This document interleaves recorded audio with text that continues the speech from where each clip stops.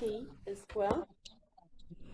And these are full of traditional Scottish tunes and Alison's own compositions. And I'm going to play first a little piece called Dunkeld Steeple, and I'm going to put this up on the screen later on, but that's what it looks like. But I'll just whiz through it really quickly for you. It's quite cold here in New Zealand, so I hope my fingers are going to work this morning. This is Dunkeld Steeple.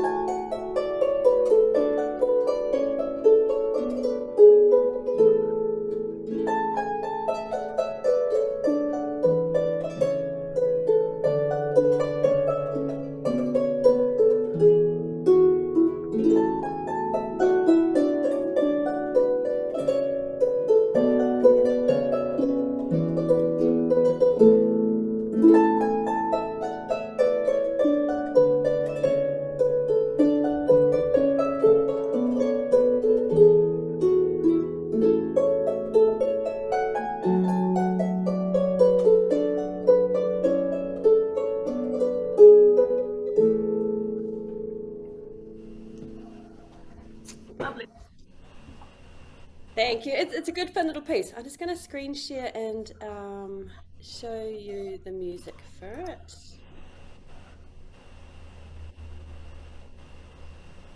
Okay, now what I've done, oh, how do I make this bigger? Hold on one moment, please. Oh, no, it doesn't want to make it bigger. Something's changed in the settings for Zoom and I can't work out how to work some things now. Anyway, what I've done on this one is I colour it up for the students because in traditional Scottish music, there are lots of repeated parts, and it's not so much that it's repeated ad nauseum and you all die of boredom, but it's more like a little jigsaw puzzle that is put together in slightly different ways all the time.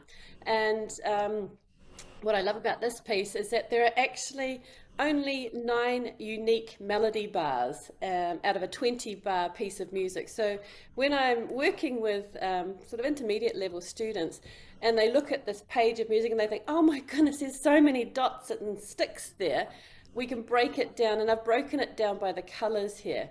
The bar 1 is actually blue. I'm afraid my dark blue and my purple look quite similar, but bar 1 and bar 5 are the same, and you can see from the coloured line underneath what matches up to what. So we have 2 blue bars, 3 red bars if you follow it down the page, 5 green bars, and then the end bar on each line alternates between, it's actually orange and pale blue.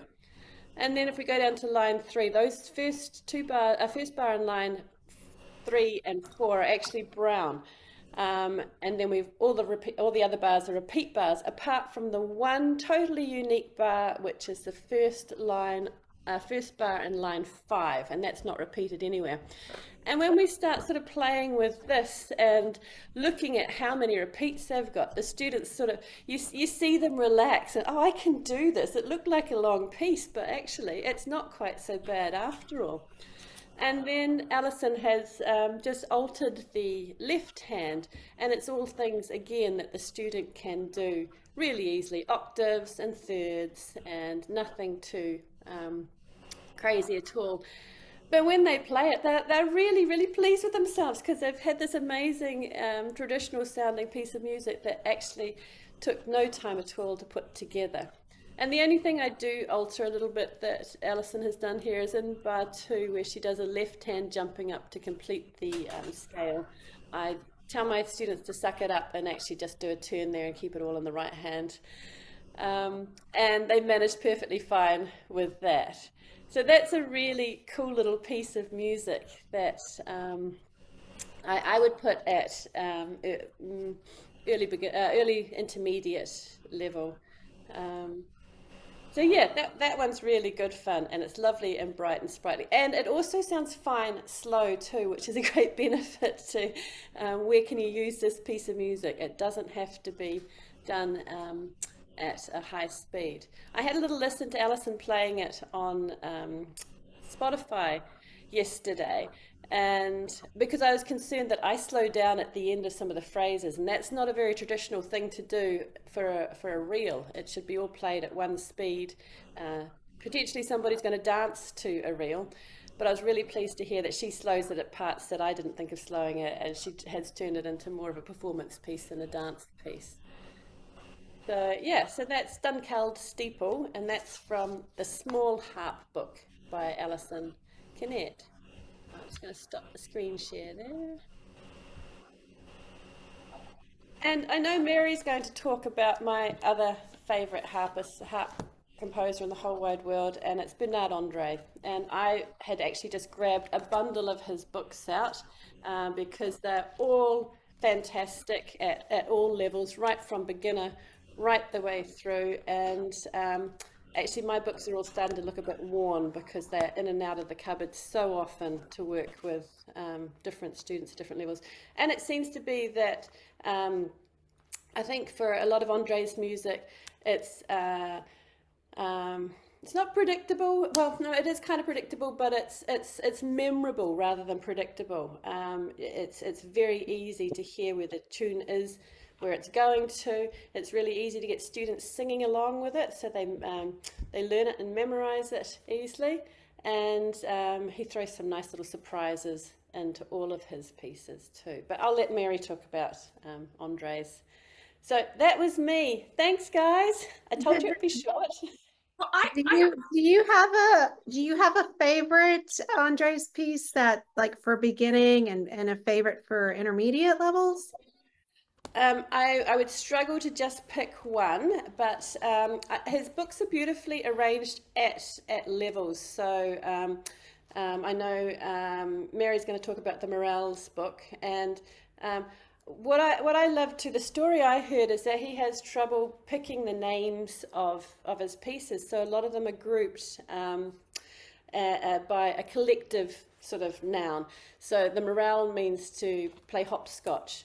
So the books are sort of around children's games.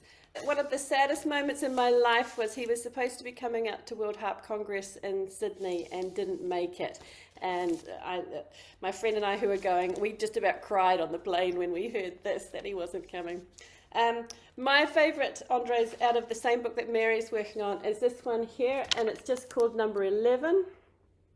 But it's got really great patterns through it, really easy to work with the kids. You can see mine's watermarked, and we had floods last year.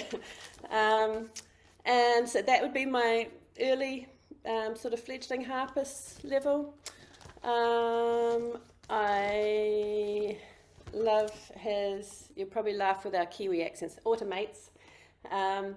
And I teach all my intermediate level students the gavotte out of here. It's a really great one too, and really useful in lots of occasions. And nice little surprise ending with some grace notes at the bottom there that trips just about every single one of them up, but they get it in the end. And at the upper end of intermediate, heading into advanced, his Spices book, and I might have grabbed the wrong one. And the one I teach all my upgrade students is Keneal, and it's got a neat combination of great rhythms and a bit of soundboard percussion and things like that, and that, yeah. Very, very well-worn books. Does he do any ensemble music? Yes, he does. Hang on, where's my ensemble one? It's used so often, it is completely at hand the whole time. This is the best book in the whole wide world. This is probably my most used music ever. And if you want to see people playing these dyads, just go to my website, and during one of the lockdowns we did a challenge across the globe where I hooked up people from different continents and paired them up to record the dyads together, And so we've got people like Josh Lane and Keziah Thomas and Eleanor Turner and Maria Farrell, and anybody that I could hook into learning part of a dyad. And so we've got really, really great recordings of them. And Josh Lane and I also did number 1 and 3 for his Harpist in the Wild series last year. And the best thing about that is the beautiful view. No, the music's great, but the beautiful view behind us of New Zealand's most recent volcano, which is called Rangitoto, and it's predicted it could go off at any time. So yeah, just letting you know that if you want to visit New Zealand, look out for Rangitoto. So yeah, and Andres does more advanced duets as well, and has a series of harp and melody instrument duets too, and they're all amazing. I have used there's one that's, I don't remember the name, but it's harp and oboe. I have used that as a harp ensemble piece. Oh, wow. Cool. Yeah. I'll have to look at it again. Yeah. Yeah. Are there any other questions? I don't see any. I might just ask, I know you've got a lot of books out. Can you just tell us a little bit about what you have available? Yeah. Robbin, what did you call me? Miss Anna, who writes never them tell. Oh, yeah. Well, there were those other names, yeah, but never mind. Yes. Your sight reading book, love it. Yeah, sight reading for harp. I haven't got it on me here. I have to admit that I've recently moved into this place and I haven't unpacked all my boxes and things, so I can't show you samples of things. I've got my sight reading books. That's from absolute beginner right the way through to very advanced, and they're used in conjunction with the Trinity and Royal Schools exams in the UK. And we based our parameters around what was expected at each level. So it's a really gentle, progressive exercise of sight reading, 640 examples of sight reading from absolute beginner to very advanced, and quite frankly I never wanted to write another sample of sight reading again after that. But sight reading is really, really important to me, and I think a lot of other people too. So you can get them from Melodies. What else have I got? I've got a series of contemporary sort of folky type tunes called From the Land of the Long White Cloud, and that is because New Zealand with its Māori name is called Aotearoa, and that means the land of the long white cloud, which is what the explorers saw when they were first traveling across the ocean in their canoes from Hawaii sort of area. They just saw this long white cloud and thought, yay, there's land there. And what else have I got? I've got a number of Christmas collections and quite a bit of duet and ensemble music. Lots of it for sale at Melodies. Yeah. Is your ensemble music also a variety of levels, or does it focus on earlier levels? A bit of everything, and the Forest of Harps collections are actually my that resulted from writing over lockdowns where our ensemble music working together wasn't going so well because we were all on separate cameras and separate houses and things, and so I reassessed my whole idea of ensemble music and wrote basically layered solos, so we could have one for beginners where they could play the whole tune by themselves because they were getting disgruntled at being at home and only having a couple of notes, so they end up with a solo for themselves, and then an intermediate solo that fitted nicely across the top and added some more color, and then another one across the top of that. So they're standalone in most parts and together at mixed levels. Wow, that's a great concept. Mm-hmm. Yeah, and it meant that I could sit there and I could play the advanced part and they could just add their part in and actually feel like they were really achieving something, and they also had a solo to go away and play at the end that they could use for something else. Mm-hmm. Great idea. Does anybody doesn't look like anybody else has any more questions, so I guess Kimberly, I should turn it over to you, I think. Okay, great. Thank you so much, Anna. All right, so we have Robbin joining us today from New Jersey, Robbin Gordon-Cartier, and a lot of you have seen her name in a lot of places because she is a very versatile and sought after presenter. So you will see her at a lot of the different festivals. She's done festivals in Canada and across the US. She has a private teaching studio, and she also is the harp instructor or director, I guess, for the program in the East Orange, New Jersey Public School District, where she has a huge program. I have no idea how many students have actually gone through that program while you've been there. But it's a wonderful program. It's a lot of work, but she's very dedicated to her students of all ages and all levels. I think one of the things that we love about Robbin is how joyful she is, how she approaches the harp as a real life, in the real life concept, and inspires us all to do the best that we can do. So Robbin, what do you have for us today, my friend? That's a lot of words. How funny. Hello, everybody. I'm so excited to be here. Now, I'm not excited at all when I click on gallery and I see black boxes and white work. Thank you. Hello. Come on now. I don't care if you're in your pajamas because I want to show you something. So I love, and I do that. That's it, Alex. I do that gallery thing because I'm very nosy. But, the thing that I love about repertoire is I love repertoire that's like a gift that keeps on giving. I'm the girl with, 12 different sizes in her closet. I like the same thing with my music. So I want pieces that I can play lifelong and that they can mean different things each time. If you have a harp, and it's okay if you do not, but even those of you behind your clouds, I just want you to do a couple of things with me because I want to show you, I guess, I really love, and when Anna was talking, I was like, I have colored pencils. Oh, I could color this and I could color that. I love that. And she's such a really, really good teacher with that. I have no examples of that to show you because I'm the girl that says, color it yourself. So I don't really, I just can't. But the concept of it is so great. I want you all to put your harps in the key of C. And I want you to take your fourth finger and put it on the A above middle C. So we're going to start with kind of a beginner piece.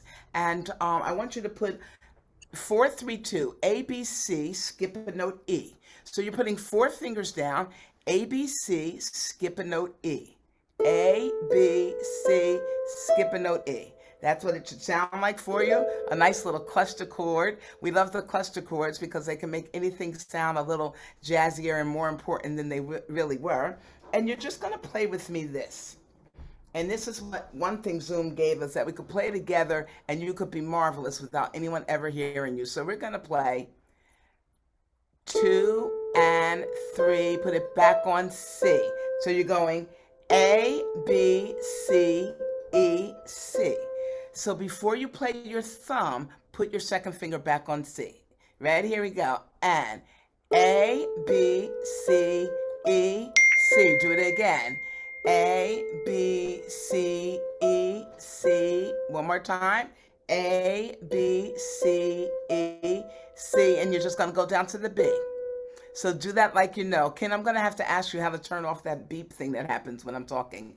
Right? We have it. Do it one more time. Here we go. 1 and A, B, C, E, C. Again. A, B, C, E, C. Place it all at one time. A, B, C, E, C. Down to the B. There you go. That's already half of the song. Now I want you to take your left hand, and in your left hand, you're going to take your third finger. My students love that. That's their favorite one. And you're going to put your third finger on the A below middle C. And I want you to just play for me. A, 2, 3, go down to G, 2, 3 to the F, and back to the G. Do it again. Just A, 2, 3, G, 2, 3, F, 2, 3, G. Yes? Now, the thing that I love about the left hand in this piece is that the only other note you have for a bit is E with your thumb. So I want you to place your E, so you're placing A, E. yes? And that finger, your third finger that you just moved down, you're going to still move down, but your thumb is just going to be on the E, like an annoying kid trying to get your attention. And you're going to play for me. We're going A, E, 2, 3, G, 2, 3, F, 2, back to the G. You see that? So we don't have to keep saying the E because we know it's E, E, E, E, E. Yes? Do that one more time. 2, 3. A, 2, 3, G, 2, 3, F, 2, 3, G. Now remember our first thing, which was A, B, C, E, C, right? We're going to put that all together, and the good news is that you all sound wonderful. And so it's like this. We're going 1 and 2 and 3, high stand, 1 and 2 and 3 and F, 2 and 3 and G. And that B, if you forgot about it. So you see your right hand's doing the same thing, and your left hand, all you have to concentrate is on moving your third finger down, A, G, F, E, A, G, F, E. So this piece, my dear, is called Elegy. And it's one of my favorite pieces because I thought that it was such a beginner piece. Let me give you a little bit of it. You can be playing with me probably. It does that again. And so on and so on. It does little different things. Melody has this music, so you'll be able to buy it and find out what it does. This is by Kathy Bundock-Moore. And I'm like, okay, this is a beginner piece. Everything that happens in patterns, easy peasy. In the book, The Healing Harps, it's just 1 page, or like 1.5 page. But people liked it so much, they kept asking Kathy to make it longer. So there is a, how do you call it, a singlet that's just Elegy, Kathy Bundock-Moore, and it is longer. But remember, when you get it, you do not have to play the whole thing. It literally ended with 1 page. And so know that you can take it apart, and that's my favorite thing. But the thing about this piece is, it's not necessarily just a beginner piece. And I found that out when one of my students, I was so mad at him because he agreed to go back to play at the middle school, and he was in his freshman year and he hadn't practiced at all. And I'm like, what are you going to do? Play the same song you learned back there in middle school, Elegy? And he said, yup. And he proceeded to sit down and do this.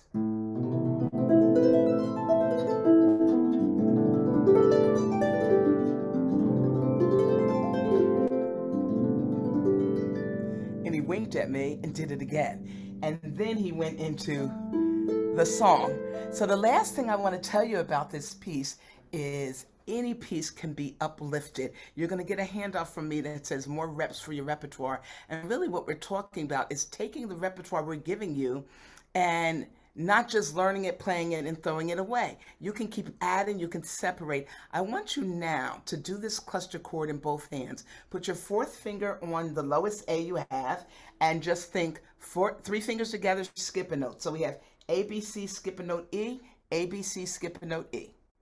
And we're just gonna climb until we run out of strings. Let's see, yay, I see your hands ready and working. I don't see Alex's hand doing anything, but you know, that's just how she rolls. There we go. Okay, so I want you to play for me.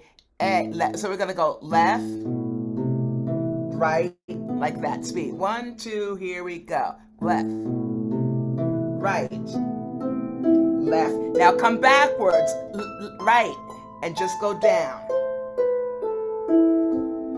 So the secret is you're putting your hands on all together, but when you get up here, instead of going doing that little turn, that's something that Anna and Mary will teach you. Not Gordon-Cartier. I'm going to tell you to put your hand the same way on and just go down. Who's got time to be turning? So watch. We're going A, E, E, E. You see? And all of a sudden, you've got this kaleidoscope of sound that will become Elegy for you. And once again, we're going A, G, F, and back to the G. And it can be as slow. Maybe you don't want to come down at all.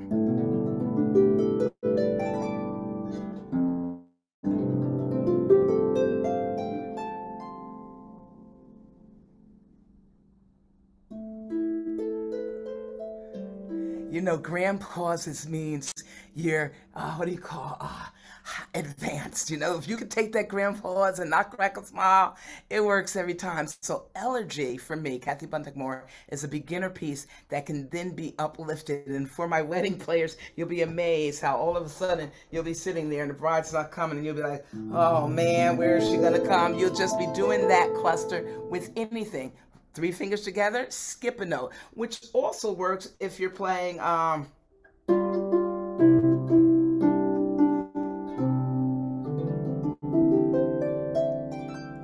makes my twinkle twinkle sound uplifted. Yes? Okay, so that's Elegy. The next piece that I want to talk to you about is Nightingale by Deborah Henson-Conant. So one of the things that I absolutely adore about her music is that all of us have probably heard her play Nightingale. You've heard her sing Nightingale. You've heard everyone else playing and singing Nightingale. I wonder if you have heard the version that some of my students play. So I want to play a tiny bit of that for you. And it starts like this.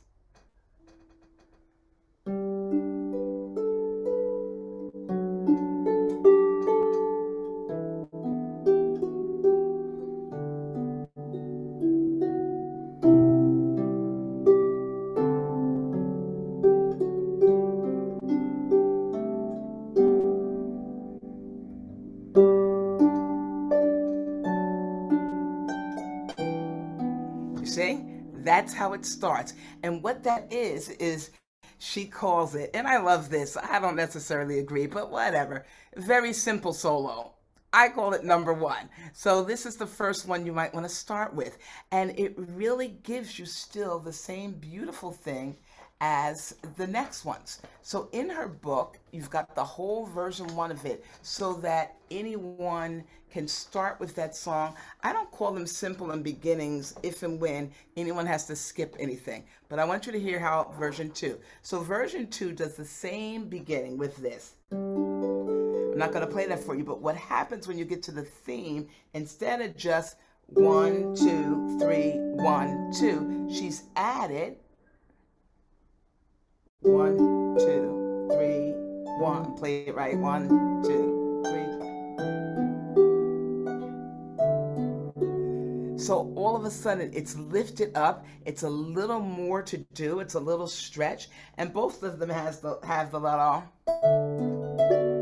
But in these versions, you're playing E and you're just going F, E, D. Put your F sharps up and just go E, F, E, D. That's about the only turns you'll get from me.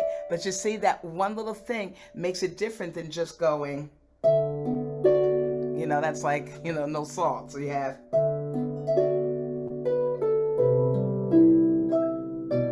So what she's added is that extra piece in the bottom, and the difference now, so we started something that fits nice in your hand, and when you go to the last one, and this is the book, The Nightingale, with all of them in it, and what I love about that is it's kind of like those size 12s in my closet. I always think I'm going to get back into it. So you can always think you're going to get to this last version, and you will. And in the last version, it's just some more notes.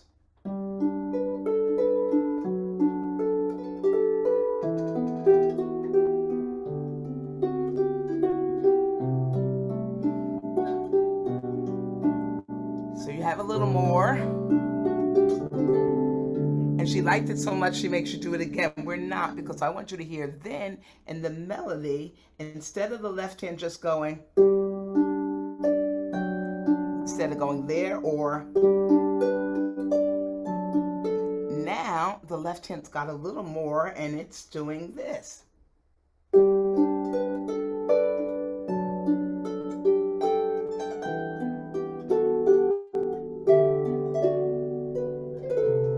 So it just has added more to it. I encourage you to start looking at music like this, because not only is it music that you can build on, you don't have to go through her part to build it on. You might be like, oh, well, I'm not really good at turns. Well, then leave it out. We're not talking about students who are going to competition. If you go into competition, you play it the way it is. The other thing that's in this book, and this could be something that some of my friends who sing are, is you also have versions where there is not a lot going on in the right hand, but it's got this for you to sing. Who will sing for the Nightingale? And I'm not singing for you right now because, number one, I don't sing well, and I certainly don't sing well after yelling at my kids all day. But you have so many options here, and that vocal line can also be that violinist that's always asking you to play with, and it can be your friends down the street. So the Nightingale, to me, is a really good beginner through advanced piece. And sometimes, just depending on the day, I don't know about some of you, but as I get older, I wake up differently. So I need all these choices to what I'm going to play that day. And so I love any piece that has variations. I'm the theme and variation girl, because theme and variations for me means that you can play some and leave the rest, and that you have choices. So the last piece I want to share with you, and Anna says I talk a lot. Raise your hand if you think I talk a lot. Nope. See, Anna? Of course, Alex. So another piece, and so I know that most of our listeners here are adult students, and even my younger students, you get called to play at church. I love, everybody knows I love Frank Voltz. Frank Voltz, who doesn't have an exercise book or anything written, he could do a real book, and he got mad at me once. Anybody who was at beginning of the middle, when I did a parody of him, this was the song I used, because he took, how your grandmother used to cook dinner Monday, Tuesday, Wednesday, Thursday, and on Friday, everything left over went in the pot? He's got the whole world in his hand. No offense, Frank, I love you, because watch. Here's what I love about it. Number one, it starts here. Everybody put yourself in the key of C. I want you to play with me. Key of C, put your thumb on A, second finger G, skip a note E. A, G, E, thumbs A, G, E, both hands, and you're just gonna go A, G, E, G, E. Yes, I see you there. I see Neil, I see Anna doing it right. So he's got the whole world. And that's how it starts, and you're really you really did something, right? Do it again, lower. Those are the first four measures. I can do that. You have chords here.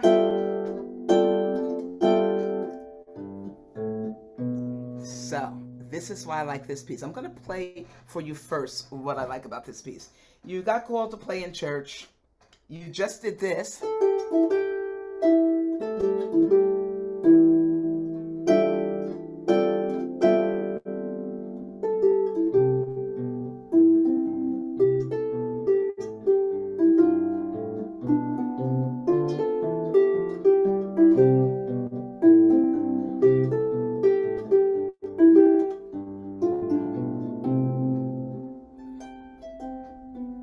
That's the song. That's it. I'm done. Here's a glissando. I'm back to you, Pastor. That's it. And that's not even the whole first page. This is what I love about music, that could be where you are, and you can just play around with that for days. But let's play around with all the techniques and things he gives us in this song.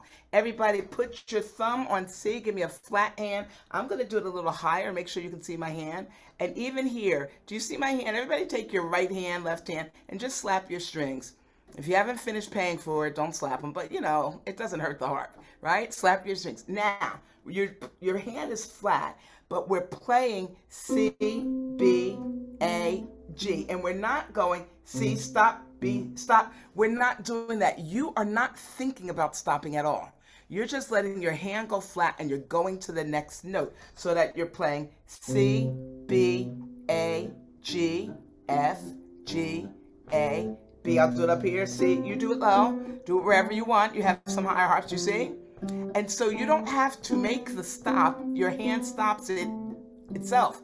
And when you're younger, if your limbs are limber, you could, if you want more of a thump, that's how I used to play it. then the birthday candles came. So I don't play it that vigorously anymore, but that's your walking bass. So once you get the melody in your hand,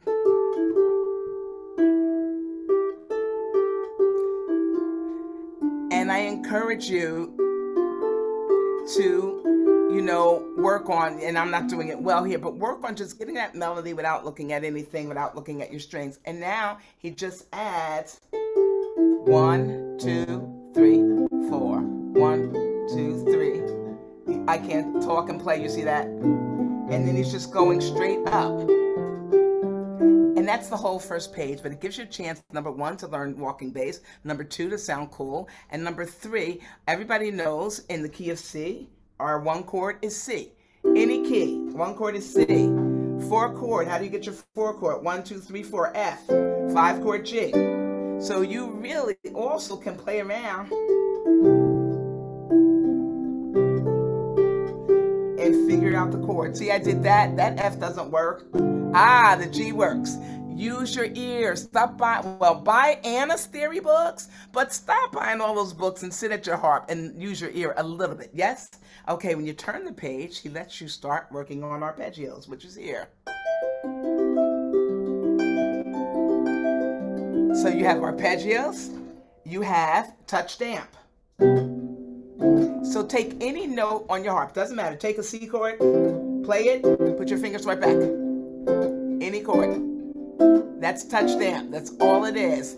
I like things that let you make noise, and so you get to make noise there. So you have your touch stamp, you have your block chords, going up and above, block chords, inversions. I even wrote something down here. Block chords, inversions. There's harmonics. Right here. Those weren't so good. You have big roll chords to practice, and right there. And you've got then the stride bass. CC chord, and not playing it right. But so stride bass is this thing. I can't do it.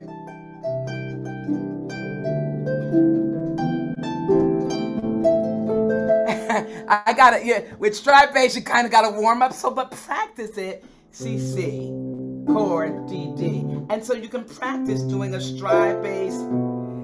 You notice I'm not playing anything. It's just playing an octave and jumping, octave and jumping. It's all right there. And then at the very end, you have this, and I'm just looking to see to get me set. You have this. I did it wrong. So you also have levers to work on, but you don't have to get there because remember, we just ended with a C chord until we were ready to do all that. So that's why I love Frank Voltz. He's got the whole world in his hand because he's got the whole repertoire of stuff you got to do in his hand there. So those are my 3 pieces. I love Andre's La Gimlet. Why? Theme and variations. There's like 15 of those little 2-line themes, and you could play just 5. Minstrel's Adieu, Passacaglia, Tiny Beyond, each line is a variation. I love that because I'm only going to play about 2 of those lines. So those are the pieces I wanted to share with you today. So many more. My handout, I think, is in the chat, and so you'll see some pieces there that you can look at and just have some fun with. So right before we got on this webinar today, I taught a student. She's a transfer student, and she was working on the Bernard André's number 7 from the Morellis book 2. And her previous teacher did not explain to her that there are phrases. And so there's one long phrase, but there are some short phrases. And just my little thing here today is that there's no reason why you can't do a crescendo and a decrescendo in a sort of a short phrase. So that was kind of new to the student. And the other thing about this is when you get to the bottom here, the right and the left hand play the same thing, which, you know, that's fine to know, but there's a common note that is all the way through, and it's D. D is the bottom note all the way through until here D becomes the middle note. So I just like my students to know to look for common notes. I love Joyce Rice. I think that Joyce Rice is one of the most clever people out there. And she's got a song, and I'm going to try to share my screen. I don't know if it's going to work, but I made a YouTube of her song called Kaleidoscope. And Robbin, you said the word kaleidoscope right about in the beginning of your explanation, and I thought, well, that's appropriate. I'm going to play.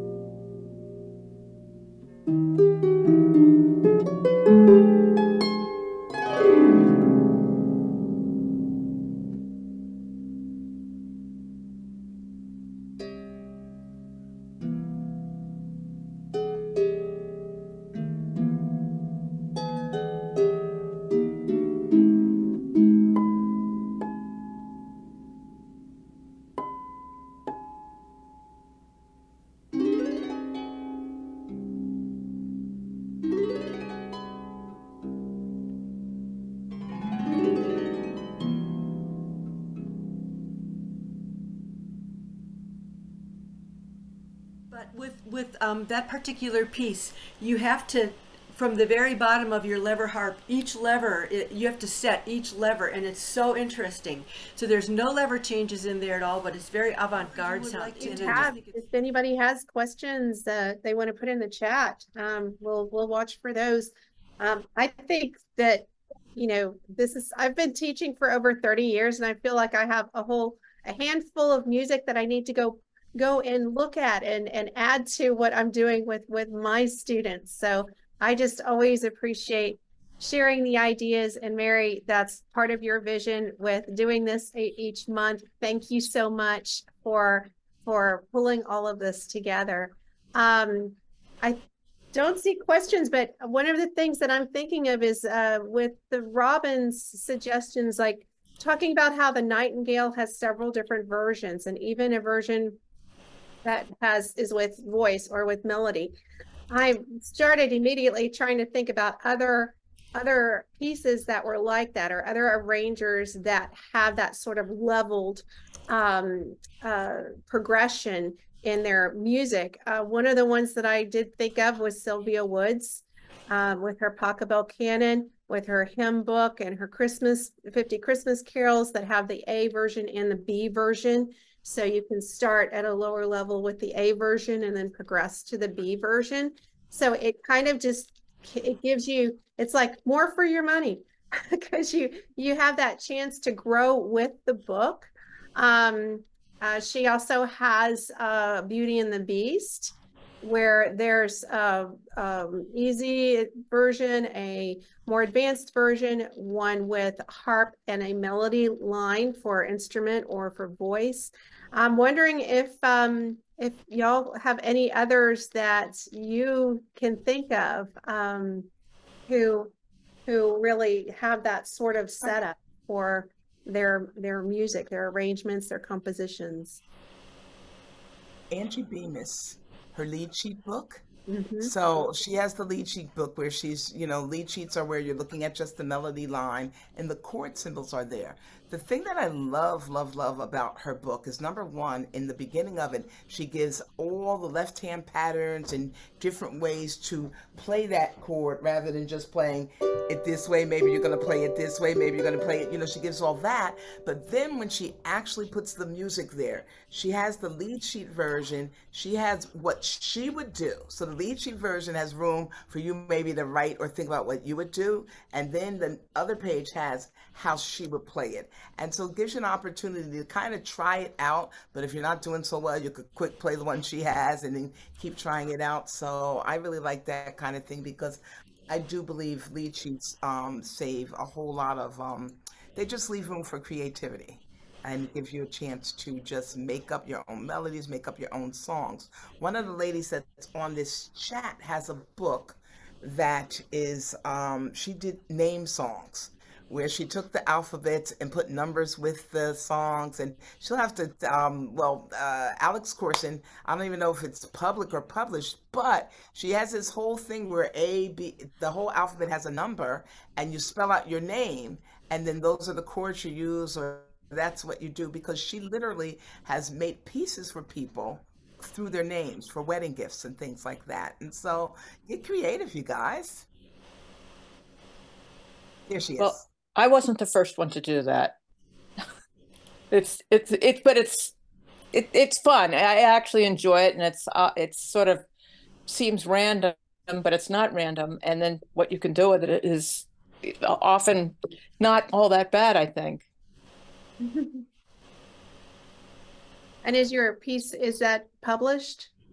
It was in Poppy Harp over in England, and the other is just what I compiled when I was doing a mentorship with Deborah Henson-Conant, actually.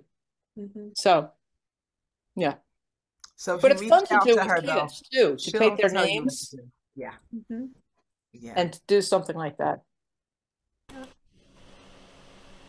And Charlotte is mentioning in the chat favorite teaching selections that she has are the Grand-Genet 3 easy pieces, and Jenny's Chenet Progressive Studies. Those are ones that I both use as well. So Therese, I'm going to hand this back off to you. I think as we wrap up, I want to thank Mary Radspinner for organizing this. It's a pleasure to do this with her. And of course, Kimberly and I have been doing this for the last couple of months. I was out of town for the last one, and I'll be out of town for one coming up. And I want to thank our presenters today, Anna Dunwoodie and Robbin Gordon-Cartier. It's been a pleasure hearing them talk about their favorite music and do what they share with us their philosophies, and it's really, really wonderful. I had not met Anna before, and I hadn't talked to Robbin in a long time, and it's great to get to know Anna better and hang out with Robbin too. Thank you, and thank all of you for sharing your afternoon with us and putting our heads together and sharing ideas.